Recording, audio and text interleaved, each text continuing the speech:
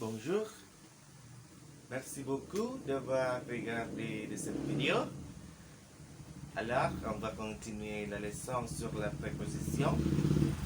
Di sini masih membahas tentang preposisi dalam bentuk konteks variatif, di mana dengan menggunakan preposisi atau kata depan kita bisa lebih mengenal jauh tentang penggunaan preposisi tanpa harus berpikir panjang kali lebar. Ini kalau pendekatannya ini bagaimana dengan preposisi saja kita bisa melakukan pendekatan yang lebih detail, efektif, dan tepat guna. Yang pertama adalah kata depan diikuti kata kerja dasar. Ini berfungsi sebagai kata benda, menjelaskan benda tersebut dengan kata kerja. Du papier à écrire, kertas tulis. De l'eau à boire, air minum. Jadi kalau mengatakan konteks kata benda utuh, air minum. Air minum apa bahasa Prancisnya? Ini air yang berfungsi untuk minum. Une machine à écrire, mesin untuk menulis, berarti mesin tik. Une machine à laver, mesin untuk mencuci, berarti mesin cuci. Un fer à repasser, besi untuk menggosok, berarti setrika. Walaupun ada kata tersebut dalam bahasa Prancis, tetapi kita bisa menggunakan variasi bebas. Ini dalam artian variasi bebas, tinggal kamu letakkan kata bendanya apa, langsung kata kerjanya apa, jadilah kata tersebut. Seperti bahasa Indonesia, kita nggak tahu nama benda itu, tapi bisa kita menjabarkannya lewat kosakata untuk dalam penjelasannya seperti ini. Tapi untuk artikel definit tidak ditemukan variatifnya, ditemukan dalam bentuk artikel partitif, di mana artikel partitif adalah du, de la, de, dan artikel indefini. Jadi jangan kamu katakan le papier à écrire, sebuah kertas untuk menulis. Tidak seperti itu ya, karena dia fungsinya cenderung jamak bisa dalam artian sebahagian, atau cenderung tunggal, tetapi tunggal dalam arti konteks tak tentu.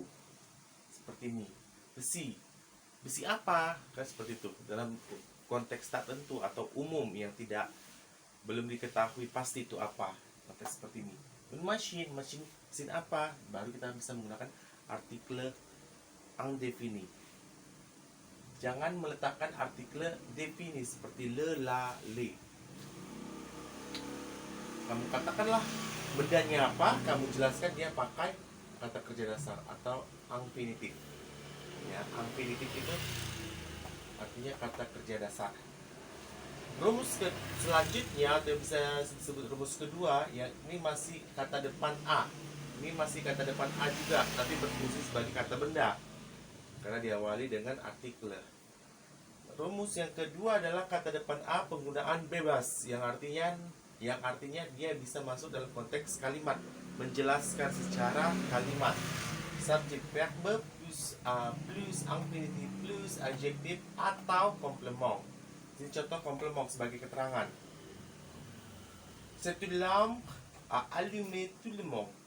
Ini sebuah lampu yang dapat menerangi seluruh dunia. Berarti saking terangnya lampu itu ya, ekspresinya seperti itu.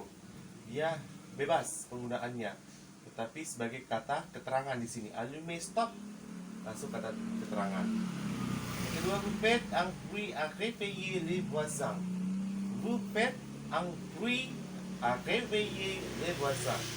Kamu membuat sebuah keributan yang dapat membangunkan para tetangga.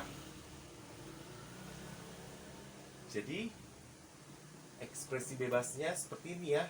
Kita bebas dalam menggunakan kalimat, masukkan kata bendanya, masukkan A, masukkan kata kerjanya. Jadi bebas. Kita bisa beristilah-istilah di sini.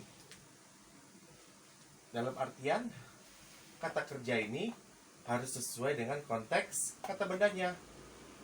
ya, harus sesuai dengan konteks kata bendanya yang menjelaskan satu keutuhan kalimat. Itu pasti ya. Yang kedua adalah format adjektif. Ada adjektifnya. C'est une tâche à rendre fou.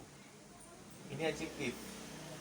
Ini adalah tugas yang mengantarkan gila, kegilaan.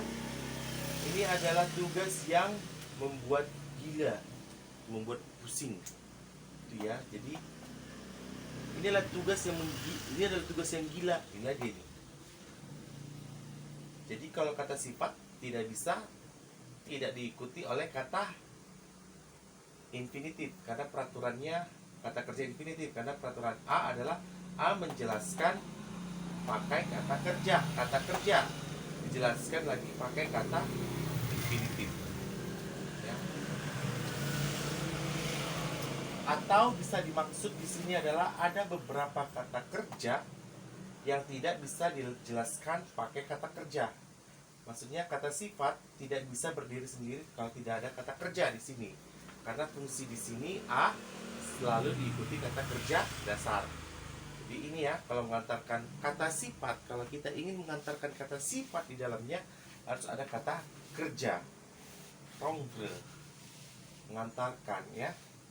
Ce sont des larmes à faire pitié. Air mata sesong. Air matanya membuat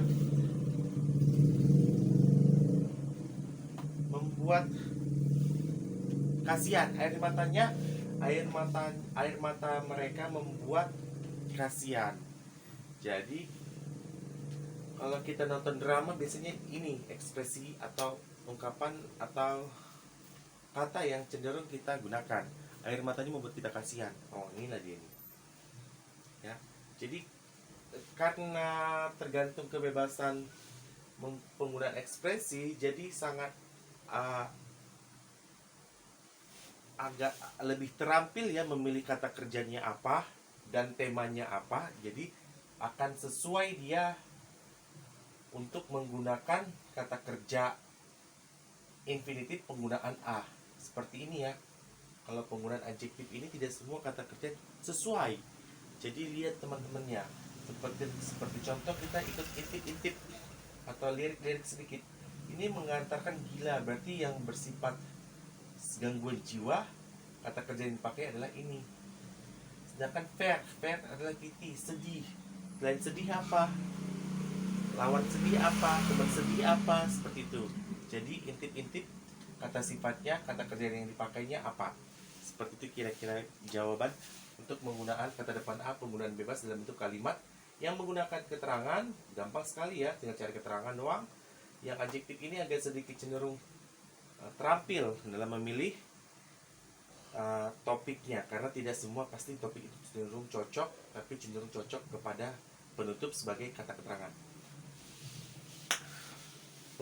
Di sini ada kata depan A diikuti kata kerja dasar infinitif pada frasa. Frasa maksudnya adalah kalimat ya. Ini kalimatnya. Jadi inilah frasanya. Kalimat ya. C'est facile à faire. Ini bebas juga. Penggunaan bebas. C'est difficile à comprendre. Ini mudah untuk dikerjakan. Ini sulit untuk dimengerti. Vous cuisinez bon à manger. Kamu memasak enak untuk dimakan. Ya, kamu memasak yang enak untuk dimakan. Jadi rumusnya ini sujet, verbe, adjektif. Di sini verbenya ya. Ini sujet c'est demonstratif, verbe, adjektif masih sesuai ya. Langsung preposition a plus verbe infinitif. Close. Fermé. Tutup. Selanjutnya adalah penggunaan kata depan A yang berekspresi menyatakan atau ekspresi dari durasi, posisi, dan waktu. Ini hanya memilah atau membedah fungsi A berdasarkan kajian lainnya yang menyatakan posisi. Je suis à regarder. Saya duduk sewaktu nonton. Durasi, il passe son temps à travailler. Dia menghabiskan seluruh waktunya untuk bekerja. Menyatakan waktu, il a besoin du temps à à apprendre, membutuhkan waktu untuk mempelajari. Jadi ini hanya menyatakan, kalau kamu dalam bentuk posisi bisa mengatakan a juga penggunaannya, durasi juga bisa a, waktu juga bisa a, selain kita menggunakan kata-kata atau kalimat yang sinonimnya dari ini juga bisa ada, tapi penggunaan preposisi a juga bisa dari sini dibuat. Itu maksudnya ya. Jadi tinggal diintip-intip lagi, tinggal cari lawannya apa, lawan kalimatnya seperti apa, temannya kalimatnya seperti apa, seperti itu. Jadi kamu akan kaya dalam mempelajari perkembangan bahasa Prancis untuk penggunaan bebas secara konteks menulis. Yang terakhir, kata depan de dengan verbe être atau verba lainnya. Maksudnya di sini adalah contekan umum. Pada umumnya kata depan de contekan pada umumnya seperti ini. Dan setelah kita membahas perjalanan jauh a, ditutuplah dia dengan kata depan de. Sama-sama preposisi yang membingungkan, karena semua di dalam konteks tata bahasa dia bisa masuk. Ungkapan apapun dalam bahasa Indonesia ternyata bisa ditemukan dalam preposisi saja untuk penggunaannya. Il est nécessaire d'étudier. Tidak mudah dalam belajar. Tidak mudah dalam belajar berarti belajar itu perlu, begitu. Il a raison de faire. Dia mempunyai alasan dalam melakukannya. Jadi yang perlu ditegaskan adalah kalau dia cenderung dengan être seperti ini, terkadang tidak diterjemahkan ininya. Tetapi kalau dengan verba lainnya, dia bisa diterjemahkan secara utuh. Dia mempunyai alasan dalam melakukannya. Kalau être, konteksnya ini yang dia maksud adalah ini cenderung tidak diterjemahkan dalam pengertian bahasa Indonesia. Jadi masuk aja langsung ke nécessaire d'étudier. Tidak mudah dalam belajar. Belajar itu perlu, udah selesai. Begitu kira-kira gambarannya. Kan tidak ada ekspresi atau kalimat dalam bahasa Indonesia mengatakan tidak mudah dalam belajar. Tapi kalau kita katakan belajar itu perlu, itu berarti ada kalimat seperti itu, dan itu umum dan mudah diterima. Sampai di sini bisa dipahami konteks menulis untuk pengembangan kalimat dalam preposisi a dan de saja sudah kita bisa banyak pendekatan-pendekatan kalimat yang sering kita stuck atau berhenti karena kita terlalu sibuk mencari pendekatan kata itu apa dalam bahasa Prancis, padahal dengan ekspresi preposisi saja sudah sama artinya dengan ekspresi-ekspresi yang ditemukan dalam bahasa Indonesia sehari-hari.